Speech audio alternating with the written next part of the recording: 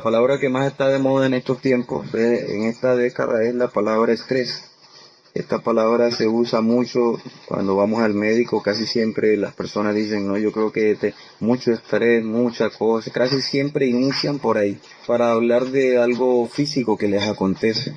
Ese tipo de cosas es completamente normal, ahora lo tenemos como algo normal en la vida, cosa que hace 10, 15 años atrás no era normal que una persona hablara de estrés. Y bueno, la vida moderna contribuye a disparar esta ansiedad, el estrés, ahora con luz en todas partes. Antes no había luz, tanta luz como ahora, y la gente se acostaba temprano, dormía más, se levantaban temprano, pero se acostaban a las 6 de la tarde, 7 de la noche, ya era muy tarde. Claro, ahora tenemos luz todo el día, y para la gente hoy día a las 10 de la noche, 11 de la noche, todavía no es tan tarde. Y a las 6 de la mañana otra vez tiene que estar en pie por lo bajo. Y claro, la gente descansa menos y no es raro de que se dispare tanto estrés y tanta ansiedad en las personas. Entonces, todos nosotros tenemos preocupaciones por las cosas que han de venir el día de mañana. Si tengo una entrevista de trabajo, si tengo el temor de perder el empleo, yo voy a tener que manejar cierto grado de ansiedad. Si tengo un hijo enfermo, no sé cómo voy a conseguir el medicamento para mañana. Pero una cosa es la preocupación legítima normal, que me lleva a hacer planes para resolver un problema. Y otra cosa es ser dominado, ser controlado por el temor, por la angustia, por la ansiedad.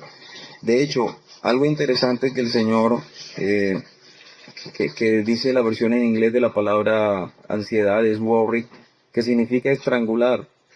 Y note que la preocupación, como la definen las escrituras, eh, a veces pensamos que las emociones simplemente son y no hay nada que hacer al respecto. Es que yo me siento así y no nada me puede sacar de ahí porque yo me siento así y me inclino y mis emociones me llevan a eso.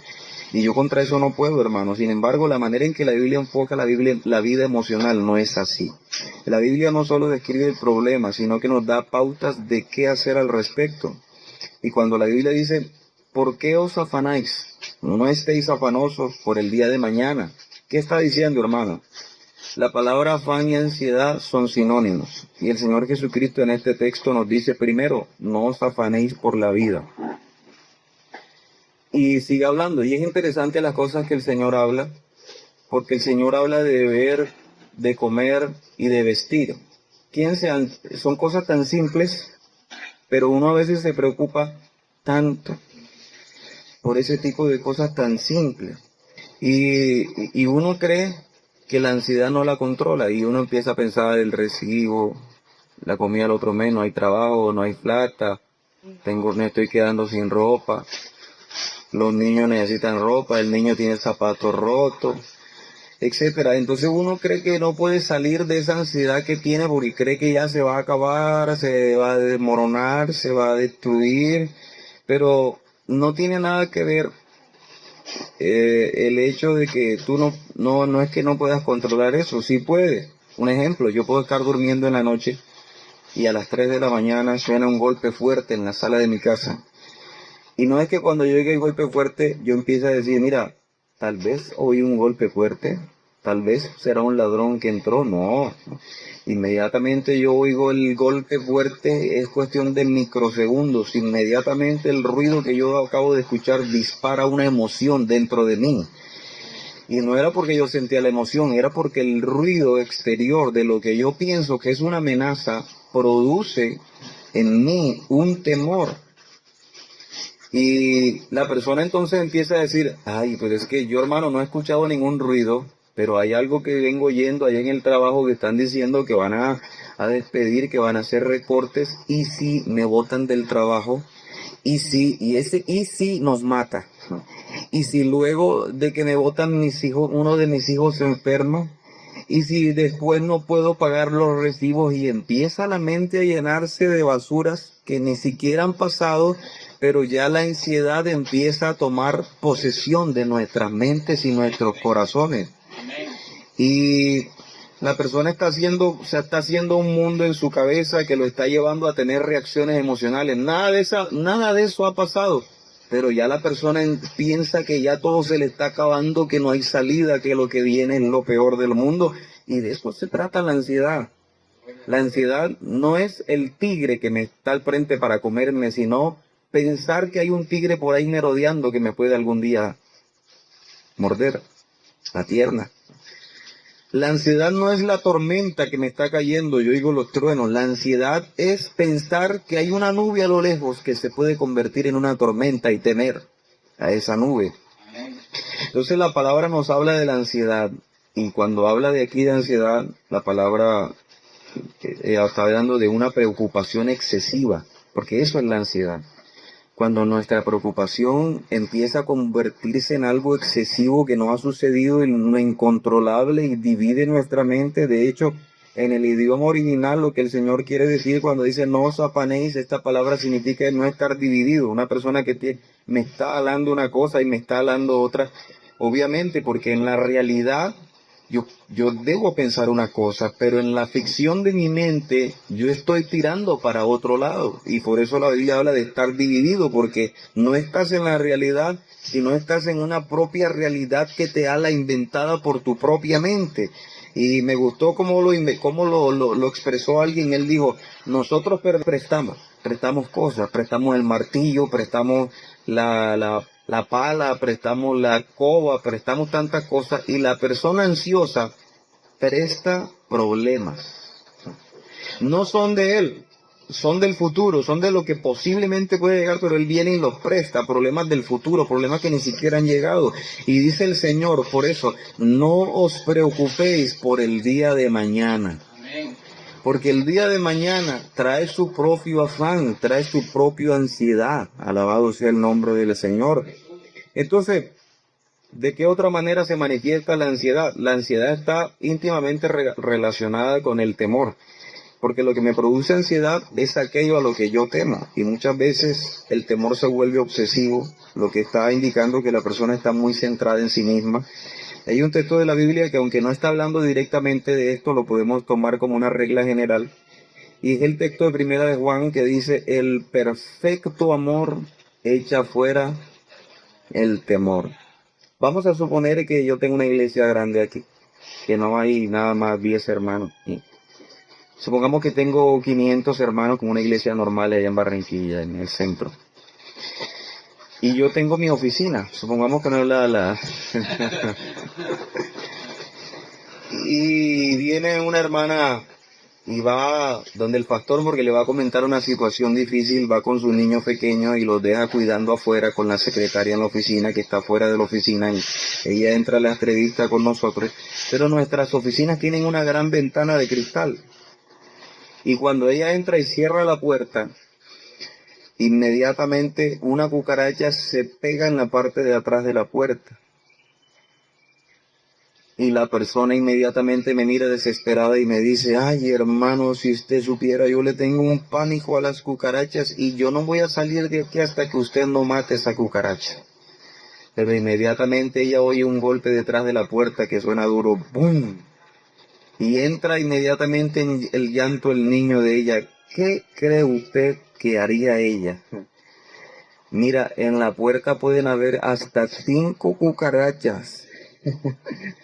Pero ella va a salir porque su amor por su hijo es mayor que su temor por las cucarachas.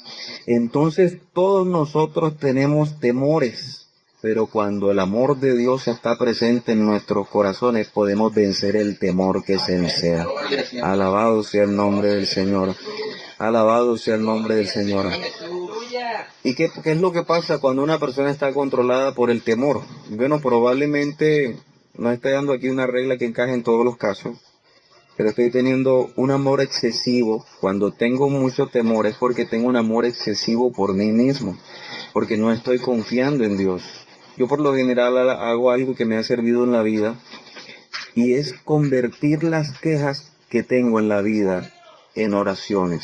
Cuando hay algo que no veo bien, lo convierto en una petición. Y le digo, Señor, tengo esto, y lo convierto en una petición. Y mágicamente, yo digo mágico, pero realmente no es mágico porque es Dios el que lo hace. El temor se va. La Biblia dice fíate en Jehová de todo su corazón. Lo que está diciendo es, pon tu confianza en Jehová de todo tu corazón. ¿Has puesto alguna vez tu confianza en Jehová de todo tu corazón? Y dice, y no te apoyes en tu propia prudencia. Reconócelo en todos tus caminos. ¿Cómo reconocemos a Dios en todos los caminos? Vea, que no importa la circunstancia en que nosotros nos encontremos, yo voy a poner a Dios delante y voy a ver a Dios ahí en la situación en la que yo estoy. La Biblia dice, no seas sabio en tu propia opinión, teme a Dios y apártate del mal, porque será medicina a tu cuerpo y refrigerio para todos tus huesos. Hermano, uno como pastor a veces tiene preocupaciones, que tengo que preparar este sermón, que tengo que buscar un lugar donde la iglesia se reúna, que tengo que pagar los gastos diarios de lo que organizamos, de buscar, y tantas preocupaciones fuera de las enfermedades, fuera de los familiares con problemas, fuera de tantas cosas, hermano, que a uno en algún momento cree que algún día no le van a faltar la fuerza, pero en algún momento empieza como que a arrodillarse y empieza a hablar a Dios, y de pronto empieza a recordar que en el pasado hubo situaciones terribles y Dios nos sacó, y uno empieza como a darse fe, si Dios me sacó de aquella situación, no me va a sacar de esta. Si Dios es todopoderoso, si Dios es grande, si Dios es bueno, y parece que algo va saliendo dentro del alma, dentro del corazón, y no es que el problema se haya ido, pero algo en el corazón está confiado y empieza a cambiar. Alabado sea el nombre del Señor. Alabado sea el nombre del Señor. Entonces nosotros debemos descansar en Dios. Por eso Cristo manda que nosotros debemos echar todas nuestras ansiedades sobre Él. Eso es lo que yo le decía que pasa cuando oramos por alguna queja o por alguna ansiedad que tengamos y la ponemos delante del Señor, se la echamos a Él. Alabado sea el nombre del Señor. Y alguien puede estar pensando, bueno, entonces yo no me voy a preocupar por nada, hermano, porque hay que echar la ansiedad ni por mi trabajo, ni por mi seguro médico, porque Dios está en control de todo. Sí, pero la Biblia también dice que el alma del perezoso desea, pero nada consigue. Porque no es, ay hermano, aquí yo me pongo en las manos de Dios y si Dios quiere, Él abra cadabra y sale. No. Muchos confunden a veces el pensamiento positivo con tengo que tener fe para que me vaya bien. Y a veces confunden el pensamiento positivo, que es la capacidad de materializar en mi mente lo que yo quiero y lo visualizo y lo declaro y es mío. Y esto es lo que nos enseñaban ahora en la reunión de pastores. Y hay gente que pone fe en la fe, pero no pone fe en Dios. Y uno ve los carteles que le mandan por el WhatsApp. Con fe todo es posible. Sí, pero ¿con fe en quién? No es la fe sola, es la fe en Dios. Porque no es el positivismo el que ayuda, es Dios el que tiene el poder, alabado. Es la fe puesta en Él la que puede lograr cosas, alabado sea el nombre del Señor. Entonces, hermano, nosotros vemos tantas cosas y por ahí vi una historia no sé si era un comercial, no me acuerdo qué era, pero había un caracol que tenía 4 botones y un botón turbo, y cuando hundía el botón turbo, el caracol iba rápido. Ustedes saben que los caracoles son lentos, pero iba rápido y ganaba la carrera porque era en una carrera. Y el caracol termina diciendo, tú puedes ir más allá de tu naturaleza. Y termina con el versículo, todo lo puedo en Cristo que me fortalece. Pero mire cómo se tuerce la palabra de Dios, porque quieren darle al hombre que hay algo dentro de él poderoso, fuerte, que si él intenta va a salir, pero eso no es lo que dice la palabra de Dios. La Biblia dice, no conozco otro fuerte, sino solo Jehová. Cuando el apóstol Pablo dice, todo lo puedo en Cristo que me fortalece, ahí está hablando de que él estaba a veces en abundancia y a veces en escasez, pero cuando estaba en abundancia, por él poner la confianza en Cristo, él estaba tranquilo, aunque no tenía muchas cosas. Alabado sea el nombre del Señor, alabado sea el nombre de Dios. Entonces, hermano, la pregunta de preguntas, ¿cómo vencer la ansiedad? ¿Cómo vencer a este enemigo silencioso? Y titulé este sermón El enemigo silencioso, porque realmente cuando uno tiene ansiedad, no logra detectarla inmediatamente, sino hasta que llega a niveles de descontrol, hasta que ya no estás durmiendo bien, hasta que ya te empiezas no empiezas a disfrutar ni el sol, ni respiras bien, ni nada de lo que pasa alrededor empiezas a disfrutarlo. ¿Y cómo nos evaluamos? ¿Cómo tratamos de ayudarnos? Primero, tienes que hacer una evaluación sincera de lo que está sucediendo, si te lo has inventado o es la realidad que estás viviendo. Y en segunda instancia, hay muchas veces que uno se ve a sí mismo como, mira, es que yo no merezco la vida, yo no merezco que la vida me trate de esta manera. ¿Cómo es posible que mi matrimonio me haya salido así? ¿Cómo es posible que mi hijo haya hecho tal o cual cosa? ¿Cómo es posible que yo tenga que sufrir así? Es que esta enfermedad que yo tengo, sea cual sea el problema, yo empiezo a verme no necesariamente como Dios me está viendo. En otras palabras, yo puedo verme como alguien que merece estar libre de problemas, y la palabra de Dios nunca promete tal cosa. De hecho, muchas veces los problemas que Dios nos envía son los que nos mantienen agarrados de Dios ahí pidiéndole y acercándonos a Él y nos ayudan a mantener nuestros ojos en el Señor. Y nosotros estamos pensando que merecemos la vida sin problema. Y cuando empezamos a pensar esto, tenemos a tener desbalances emocionales porque nadie quiere estar siempre pensando o sintiéndose que está viviendo algo que no merece. Y eso crea ansiedad. Entonces debemos comenzar primero con el análisis. Y la circunstancia, como decía otra, y es maravilloso cuando la persona que tiene un problema empieza a recordar lo bueno que ha sido Dios con él y lo ha guardado. Y ella se alegra al punto en que a veces comienza a alabar a Dios.